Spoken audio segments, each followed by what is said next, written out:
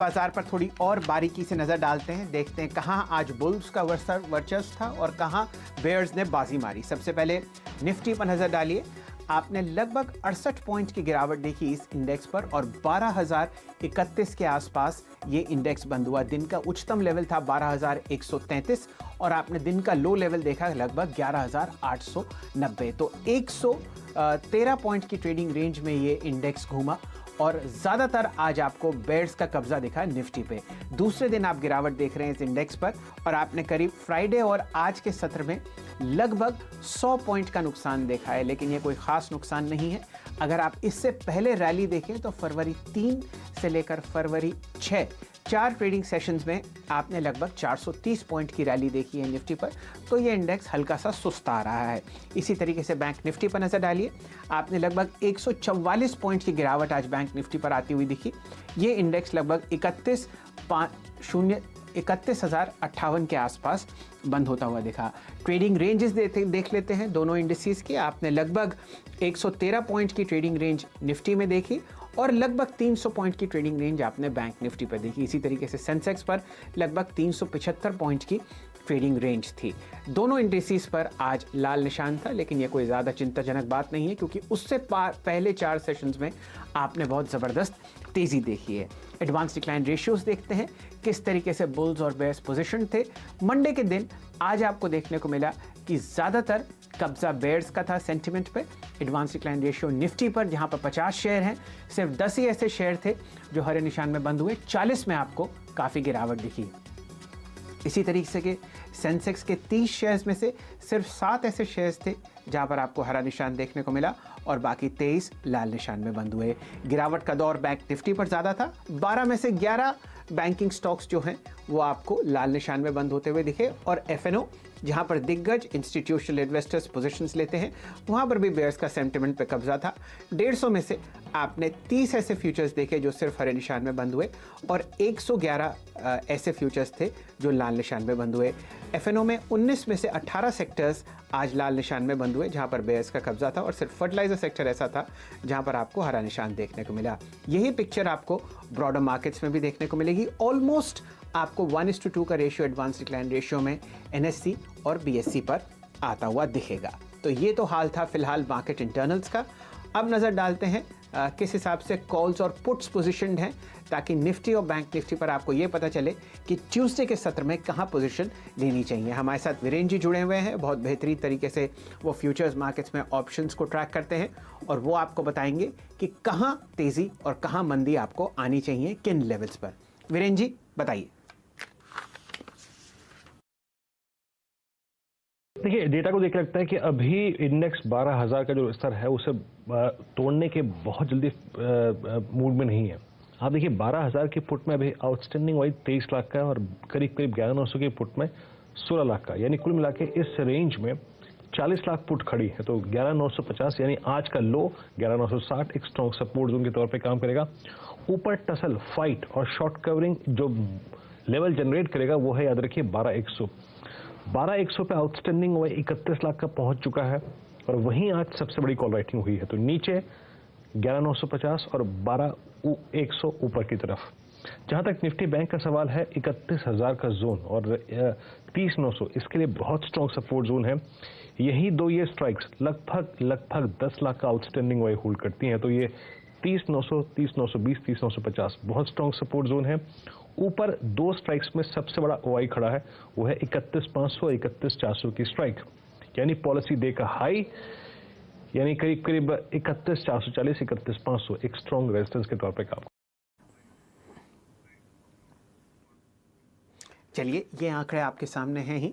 श्रीकांत चौहान साहब हमारे साथ जुड़े हुए हैं, बेहतरीन तरीके से वो चार्ट्स पढ़ते हैं कोटक सिक्योरिटीज़ में। चौहान साहब, स्वागत है आपका। निफ्टी और बैंक निफ्टी पर राय दीजिए।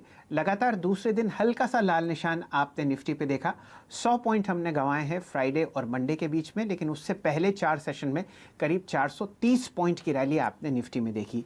कोई चिंता या कोई परेशानी का विषय आज का सत्र देखकर निफ्टी पर खासकर?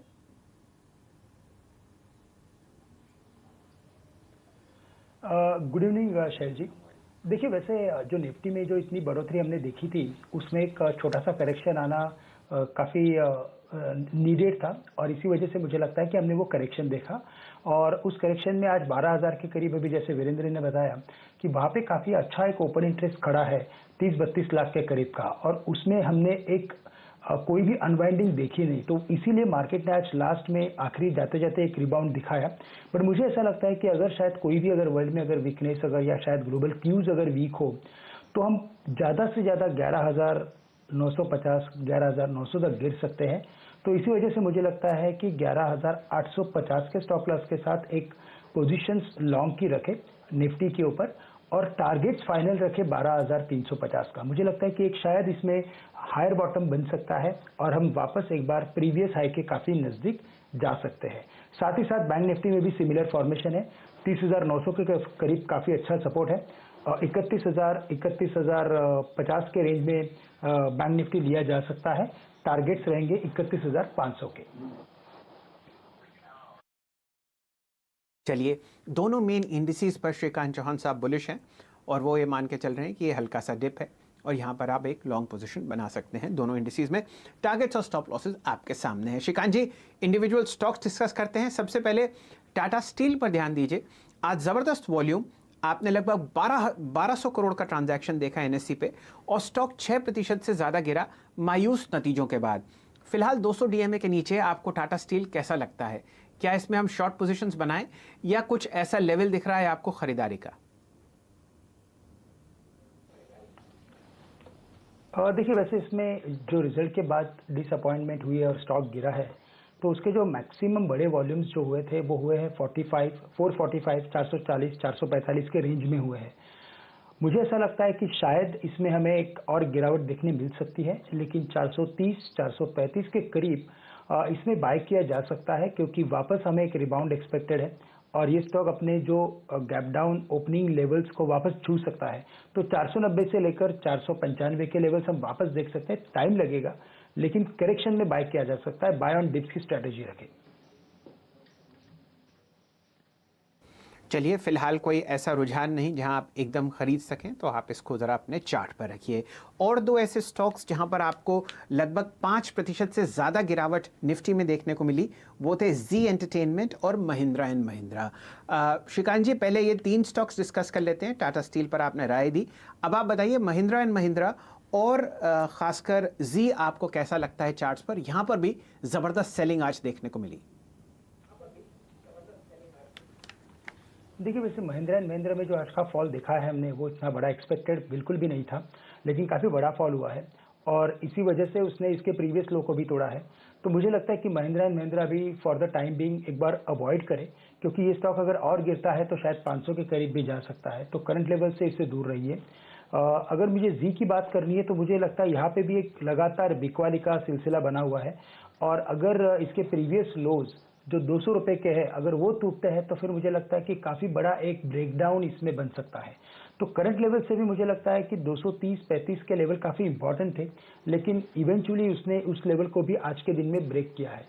तो करंट लेवल से इसे शॉर्ट किया जा सकता है 240 रुपए के स्टॉप लॉस के साथ और यहाँ पे टारगेट्स रहेंगे 205 के। चलिए, अक्टूबर 2019 की लो के आसपास आपको जी एंटरटेनमेंट आज लगभग 8% नीचे देखने को मिलेगा। और स्टॉक्स पे चर्चा करते हैं आपके साथ श्रीकांत जी। सबसे पहले राय दीजिए एवेन्यू सुपरमार्ट्स पर। आज हमने बेहतरीन प्राइस एक्शन देखा, 9% स्टॉक रिकॉर्ड हाई के आसपास बंद हुआ और इसमें लगभग 25 लाख शेयर ट्रेड हुए 607 करोड़ के वॉल्यूम पर एनएससी पर। बताइए किस हिसाब से आपको ये स्टॉक दिखता है? ब्लू स्काई टेरिटरी में कुछ मुनाफा वसूली या यहाँ पर सिंगल वन साइडेड ऊपर का रास्ता ही है? वैसे देखिए, मुझे लगता है कि आज के दिन के जो इसमें गजब के वॉल्यूम थे और प्राइस रिट्रेसमेंट भी हमने देखा है। अगर ये दोनों कॉम्बिनेशन अगर होता है तो इसमें ऐसा लगता है कि इसमें शायद प्रॉफिट बुकिंग भी हुई है और इसी वजह से मुझे लगता है कि करंट लेवल से डीमार्ट को अवॉइड करें। नो डाउट कि इसका जो लॉन्ग टर्म ट्रेंड है वो काफ़ी स्ट्रांग बना हुआ है क्योंकि पिछले कुछ दिनों में 2000 से लेकर ये 2500 के करीब आया है। मुझे लगता है शायद हमें एक रिलीफ रैली देखने को मिल सकती है और उस रिलीफ रैली के बाद हम वापस एक ट्रेंड देख सकते हैं। तो करंट लेवल से इसे अवॉइड करें, लेकिन अगर शायद ये स्टॉक 2350 या 2300 के रेंज के करीब अगर मिले तो इसे बाय किया जा सकता है। चलिए 2350 और 2300 आपका बाइंग जोन रहेगा डी मार्ट में, जहां पर आपने आज बहुत ज़बरदस्त तेज़ी देखी और स्टॉक रिकॉर्ड लेवल पर बंद हुआ। श्रीकांत जी, आप अपने 2 स्टॉक पिक्स शेयर कीजिए और उसके बाद हम लोग इस चर्चा को और विस्तार से करेंगे। तो देखिए, मुझे यहाँ पे रिलायंस इंडस्ट्रीज में काफ़ी अच्छा एक ट्रेंड नज़र आ रहा है और उसकी वजह यह है क्योंकि इसमें आज के दिन में हमने काफ़ी बड़े वॉल्यूम्स देखे हैं और स्टॉक ने काफ़ी अच्छा एक रिवर्सल फॉर्मेशन किया है डेली बेसिस पे। और हमेशा शैल जी हमने देखा है कि कभी भी मार्केट में अगर ट्रेंड बनता है तो उस ट्रेंड के जो नेक्स्ट फेज में जब मार्केट एंटर होता है तो उस नेक्स्ट फेज में हमेशा रिलायंस या ऐसे कोई HDFC लिमिटेड जैसे स्टॉक चलते हैं कि जो हमेशा फर्स्ट रैली में पार्टिसिपेट नहीं करते। तो मुझे लगता है शायद अभी यहाँ से अगर मार्केट अगर बढ़ता है और मार्केट जैसे हम सोच रहे हैं कि 12300 के करीब जा सकता है, तो वो रिलायंस के पीछे जा सकता है और रिलायंस इंडस्ट्रीज करंट लेवल से लॉन्ग करे और 1410 रुपये के स्टॉप लॉस के साथ। और यहाँ पे हमें टारगेट्स रखना है कम से कम 1475 का। साथ ही साथ मुझे लगता है कि मारुति में भी हमने काफ़ी अच्छी एक बिकवाली देखी है, सपोर्ट के करीब आ चुका है। 6850 के स्टॉप लॉस के साथ इसे बाय किया जा सकता है और यहाँ पे टारगेट्स रहेंगे 7150 के। चलिए, आज रिलायंस में खासकर आपने इंट्राडे लो जो देखा स्टॉक का लगभग 1413 रुपये के आसपास, वहाँ से बहुत ज़बरदस्त बाइंग हुई और ये स्टॉक 1442 के आसपास बंद हुआ। इसी तरीके से मारुति की गिरावट का फ़ायदा उठाना चाह रहे हैं श्रीकांत जी और यहाँ पर भी आपको एक बाय कॉल देते हैं। रिजल्ट्स का सीज़न है और हमारे साथ दीपाली जी जुड़ी हुई हैं, वो आपको बताएंगी किस हिसाब से बाज़ार प्लेस्ड है सीमेंस और CESC के नतीजों के लिए। दिवाली जी बताइए, क्या है आपके पिटारे में? हनीवेल और थर्मैक्स के अच्छे नंबर्स के बाद सीमेंस से भी स्ट्रॉन्ग Q3 एक्सपेक्टेड है। हालांकि पिछले साल के इसी क्वार्टर में जो बेस था वो काफ़ी हाई था, जिसकी वजह से जो ग्रोथ दिखेगी वो सिंगल डिजिट में दिखेगी। पहले रेवेन्यूज देखेंगे तो 8% के आसपास की ग्रोथ रेवेन्यूज में रह सकती है, 3025 करोड़ के आसपास। वहीं एबिटा भी 8% ग्रो हो सकता है, 306 करोड़ से बढ़कर ये 330 करोड़ रहने की पॉसिबिलिटी है। हालांकि मुनाफे में ग्रोथ ज़्यादा दिखेगी, कॉर्पोरेट टैक्स कट का बेनिफिट प्रॉफिटेबिलिटी पर पड़ रहा है, जिसकी वजह से मुनाफा 228 करोड़ से बढ़कर 275 करोड़ रह सकता है, जहाँ पर 20-21% की ग्रोथ आने की पॉसिबिलिटी है। मार्जिन हालांकि 10.9% पर फ्लैट रहेंगे। जो इनका गैस एंड पावर और डिजिटल इंडस्ट्रीज बिजनेस है वहां पर ग्रोथ स्ट्रांग रहेगी। स्मार्ट इंफ्रा में ग्रोथ 5 से 6% के आसपास रहने की पॉसिबिलिटी है। हालांकि जो ऑर्डर इनफ्लो रहेगा वो म्यूटेड ही रहेगा और मैनेजमेंट ने ऑलरेडी दिसंबर क्वार्टर के लिए एक म्यूटेड ऑर्डर इनफ्लो की गाइडेंस आगे जारी भी की थी। तो लेकिन ओवरऑल नंबर्स जो है वो डिसेंट एक्सपेक्टेड हैं सीमेंस से। चलिए, 2 ब्लू चिप्स आपके सामने श्रीकांत जी, CESE और Siemens। दोनों का चार्ट लगभग सिमिलर है। 2 दिन की गिरावट के बाद एक हल्का सा लाल निशान आपके सामने है। बताइए, ये दोनों स्टॉक्स आपको चार्ट्स पर कैसे लगते हैं? देखिए, वैसे मेरा सीमेंस पसंदीदा स्टॉक है और नो डाउट कि शॉर्ट टर्म में इसमें करेक्शन और नज़र आ रहा है। तो मुझे लगता है शायद ये स्टॉक अभी 1470-80 के करीब ट्रेड कर रहा है। अगर 1440-30 के रेंज में अगर मिले तो इसे बाय किया जा सकता है और वहाँ पे स्टॉप लॉस रहेंगे 1400 रुपये के। अभी risk reward ratio siemens India में उतना फेवरेबल नहीं है और ये स्टॉक हमेशा मैंने देखा है कि अगर आप लोअर बाउंड्री या इंपॉर्टेंट सपोर्ट के करीब बाय करते हो तो वो काफ़ी प्रॉफिटेबल होता है। साथ ही साथ मुझे लगता है कि CESC में जो फॉर्मेशन है वो क्लियरली साइडवेज फॉर्मेशन है और यहाँ पे मुझे जो चार्ट में नज़र आ रहा है वो ये है कि ये स्टॉक थोड़ा वीकनेस साइड पे है और इसी वजह से मुझे लगता है इसमें कंप्लीटली अवॉइड करें। अगर स्टॉक शायद गिर के 700 के करीब अगर मिले तो बाय किया जा सकता है, क्योंकि 700 के करीब इसमें काफ़ी हेवी पुट राइटिंग हुआ है। तो 700 के करीब ये बाय है, 690 के स्टॉप लॉस के साथ इसे बाय किया जा सकता है। चलिए, ये राय आपको मिली Siemens और CESE पर। ब्रेक लेने से पहले देखते हैं कौन कौन से ट्रेड्स ऐसे हैं जो श्रीकांत साहब ने सजेस्ट किए हैं कल के सत्र के लिए। सबसे पहले उनकी लॉन्ग कॉल्स हैं निफ्टी और बैंक निफ्टी पर। लेवल्स और स्टॉप लॉसेस आपके सामने हैं। टारगेट 12,350 निफ्टी पर और 31,500 बैंक निफ्टी पर। स्टॉप लॉसेस आपके सामने दिख ही रहे हैं और इंडिविजुअल स्टॉक्स पर जहां पर उन्होंने अपनी राय व्यक्त करी है वो आपके सामने आ रहे हैं। RIL पर उनकी एक बाय कॉल है अपनी पसंदीदा 1475 का टारगेट। इसी तरीके से मारुति सुजुकी 4 दिन की गिरावट गिरावट के बाद उनको लगता है 200 डीएमए से बेहतरीन बाउंस बैक लेगा। 7150 का उनका लक्ष्य है, 6850 का स्टॉप लॉस। जी एंटरटेनमेंट आज का टॉप लूज़र निफ्टी में, उनकी राय है कि इसको आप बेच के चलें। टारगेट है 205, स्टॉप लॉस है 240। इसी तरीके से उन्होंने अपनी राय व्यक्त करी है और इंडिविजुअल स्टॉक्स पर जो अभी फ़िलहाल आपके सामने आएंगे।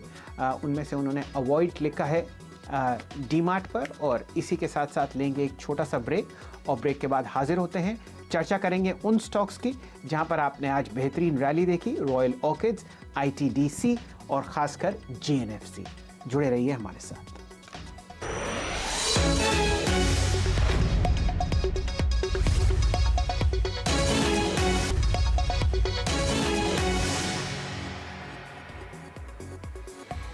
नमस्कार, मार्केट्स टुडे में आपका स्वागत है। चर्चा चल रही है उन स्टॉक्स की जिसमें आप ट्यूसडे के सत्र में पोजीशंस ले सकते हैं। यतिन जी हमारे साथ जुड़े हुए हैं, बेहतरीन तरीके से ब्रोकरेजेस के साथ कांटेक्ट में रहते हैं और वो आपको बताएंगे कि HNIs किस तरह पोजीशंस ले रहे हैं, लॉन्ग या शॉर्ट साइड पर और कौन से स्टॉक्स पर। यतिन जी, क्या है आपके विचार में?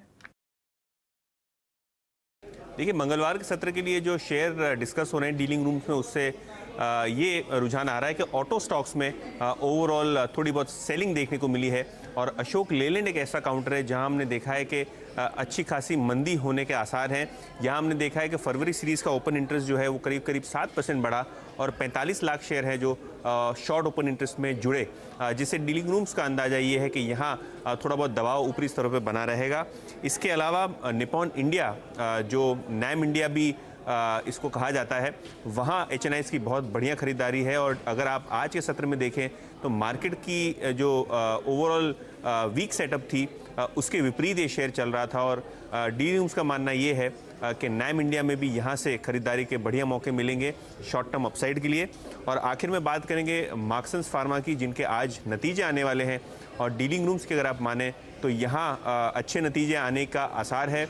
यूरोप और UK जो बिज़नेस है इनका, वहाँ अच्छी ग्रोथ आने के आसार हैं और इनके जो फ्यूचर ग्रोथ पाइपलाइंस हैं वो भी बहुत बेहतरीन है, ऐसा डीलिंग रूम्स का मानना है।